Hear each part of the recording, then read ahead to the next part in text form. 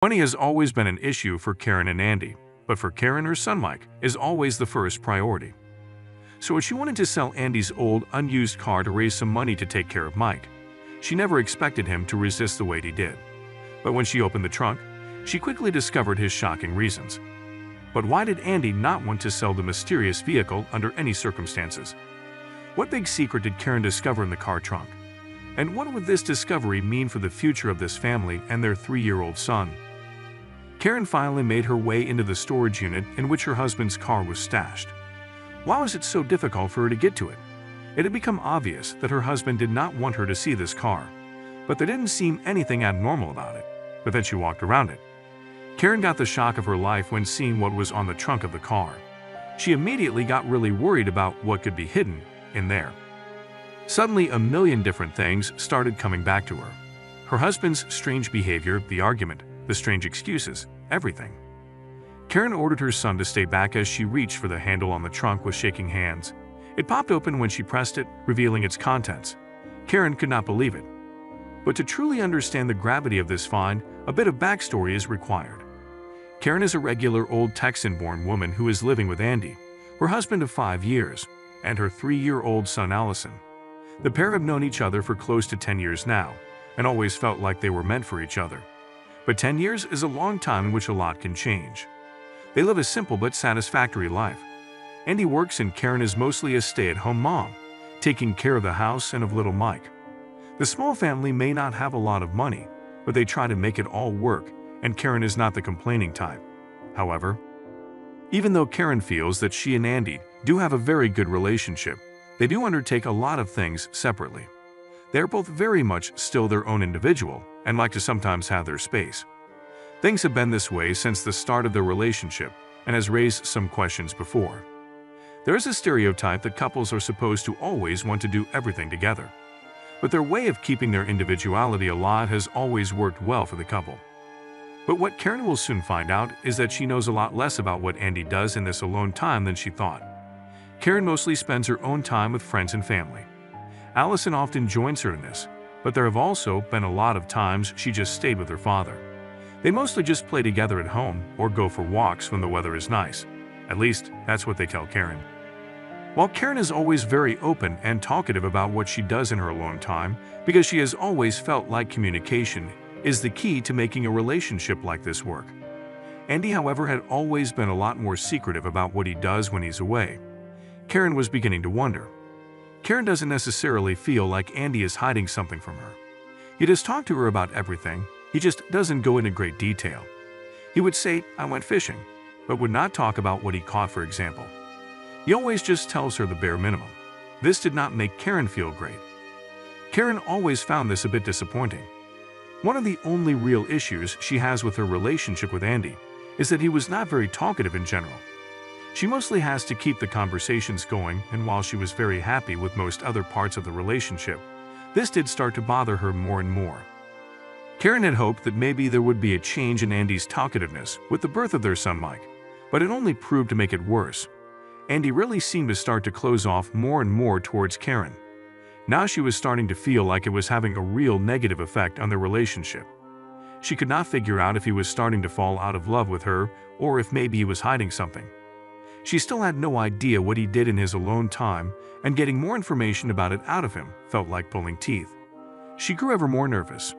Her urge to say something about this to Andy or ask for an explanation got stronger by the day, but Karen always found a way to push it to the back of her mind again. She knew that it would be a bad idea to confront Andy with her worries, and Karen had a good reason for this. She could not bear the thought of putting the relationship at risk in any way. While Andy was not a good husband to her anymore, he still was a very good father to their son Mike, who he obviously loved very much. And on top of that, if they lost his income, she would be in financial ruin. But even with Andy still making money for the family, their financial situation was getting consistently worse. Life was getting more and more expensive with their child growing, and Andy was not making more money to compensate. Quite the opposite even. He had started working a day less every week without Karen knowing.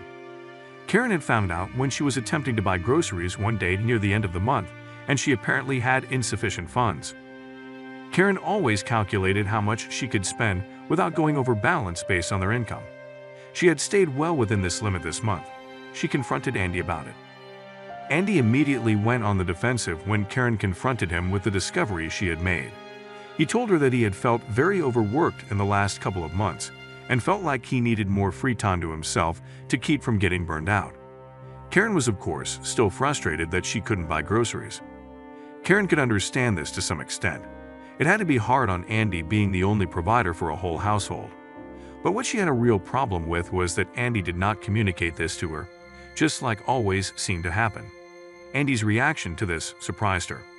He got annoyed at Karen's anger and, in his words, unfounded distrust.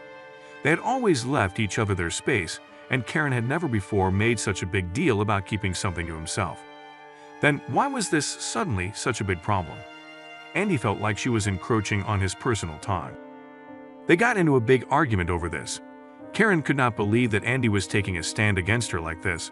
She always was so forthcoming about what it was she did in her personal time, and she would tell him more if he ever asked. The argument ended with Andy making a comment that Karen was not allowed to comment on his work decisions if she wasn't working herself. This comment hurt Karen very much, and she ran away from the confrontation crying. She had been trying to find work for months now, ever since their financial situation started to go south, but she had been unsuccessful so far mainly because of her lack of experience in education. This was something that she struggled with for a long time. When Karen was growing up, her parents didn't consider her education to be important whatsoever. Karen was the youngest of 5 children, and while all of her brothers and sisters got good educations and eventually jobs, Karen's life was incredibly different. Karen's parents had a very different plan for her. They had always intended for Karen to take care of them when they retired. They didn't allow her to pursue an education, and she had no time for a job either, as she was always working in and around the house, cooking and cleaning for her parents, who thought they deserved the right to now just sit with their feet up. This went on until Karen was 18 years old.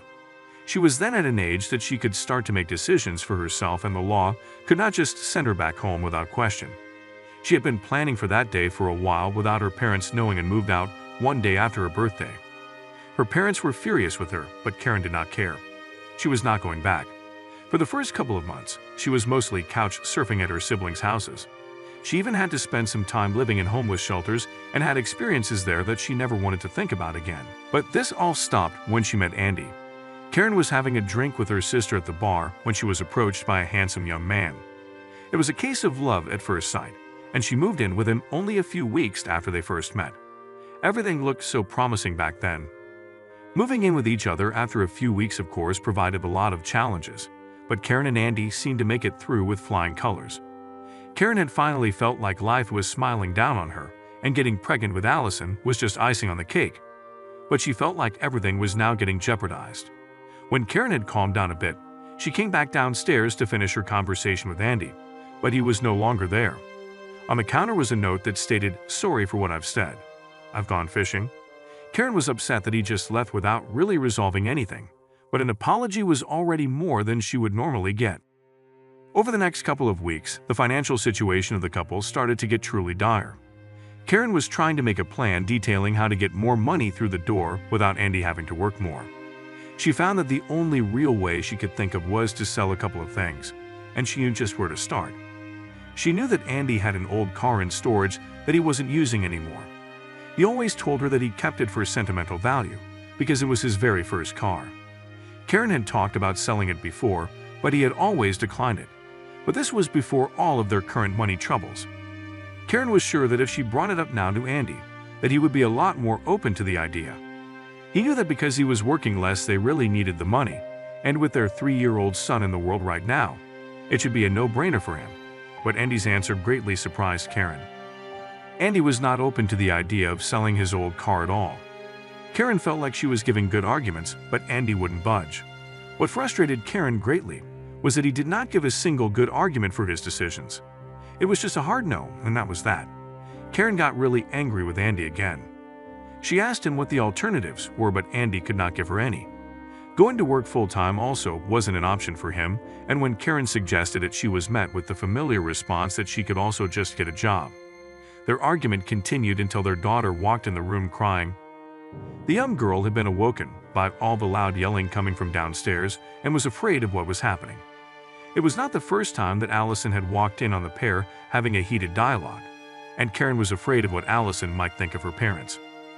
Karen picked up her son and brought him back to bed. She tried to calm her down and told her not to worry about it, but Ken just kept asking her why she and Daddy were fighting. The discussion between her and Andy was done for now, but not resolved whatsoever. Karen stayed awake all night thinking about everything that had happened. She was considering divorcing Andy and taking their daughter with her somewhere else. But where would she go? They had no money and the struggle would only worsen. Plus, there was a feeling that she simply could not ignore. She knew in her heart that she still loved Andy and that she didn't want to leave him. But she also knew that this situation could not continue on its current trajectory. Something had to change, and when the sun almost started to come up again, Karen had finally made her decision. She would go to the storage unit when Andy would be at work that day. She would do this without him knowing about it. Karen felt like this was the only right decision for her family at this moment. She took the keys out of Andy's hiding spot, where she had seen him put them away once, and left with Allison. She knew what storage location Andy was keeping his car. She'd seen a bill for it once, but when she finally arrived, Karen was denied entrance by an employee standing guard. Karen assumed that because she had her husband's last name, she could just enter his storage unit, but she was very wrong. Apparently, Andy had given instructions that only he could enter the storage unit. Karen tried everything in her power to convince the guard, but it was to no avail. She continued to make herself a nuisance, though. Eventually, the manager was called because the employee could not be bothered to sort this mess out himself. The manager didn't really seem to care. When Karen showed him that she was not only Andy's wife, but that she also had the keys, he allowed her access to the storage unit. It seemed like he just was not in the mood for a big discussion, and their standard policy was that anybody with the key and ID could enter. All this did make Karen think. Did Andy expect her to come to her and call the head? Or did he have these instructions in place from the moment he got the storage unit? What was he hiding from her? What could be so special about this car? And was it even about the car at all? The employee had pointed Karen in the right direction, and after that, he left her alone to explore the storage unit, but not before giving her even more surprising information. It turned out that Andy had come here at least once a week for almost 3 years now, and lately even more than normal. He had been coming on the day that he wasn't working, spending almost all day in his storage unit. Karen had asked the employee if he knew what her husband had been doing in there, but the employee had no idea. It was not their business what customers did with the unit as long as it was not illegal. With the employee having returned back in the direction of the entrance, Karen was now standing in front of her husband's storage unit. Her hands were almost shaking at this point. Was this going to fix their financial problems? Karen put the key in the lock of the storage unit and tried to open it. The door was heavy and Karen was struggling to push it up. Even little Mike was trying to help. The two of them struggled for a bit, and Karen was afraid someone would think they weren't supposed to be there. When they finally succeeded in pushing the door up, Karen switched on the light and the contents of the storage unit were revealed to her. In the middle of the storage unit was the big black car she had thought so much about selling over the last couple of days. Looking at it, she was still wondering what made Andy so against selling it. It was not even in good shape, and they had a much nicer car now. But the old black car was not the only thing in the room. Against the wall stood a sort of wooden construction that she recognized but could not place. In the corner, something large and straight-edged was covered up and a camera on a tripod stood near it. Were they being watched? Karen had no idea what she was looking at. She walked into the storage unit, towards the large object in the corner that was being covered by a gray tarp. But before she got there, something else caught her eye that made her gasp for air, and she immediately told Allison to leave the storage unit. On the handle of the black car's trunk, she noticed a handprint in reddened streams of red that had been dripping down. Karen's first thought immediately went to the worst-case scenario. Could this be what she thought it was? With her heart beating out of her chest, she kicked the car trunk open. For a second, Karen could not make sense of what she was seeing, but then she figured out that it was a bunch of painting supplies. She was very thankful it wasn't something worse. Stumped with confusion, she turned around and pulled the tarps from the large object, revealing the strangely shaped object hiding under it. It turned out to be a big stack of canvases.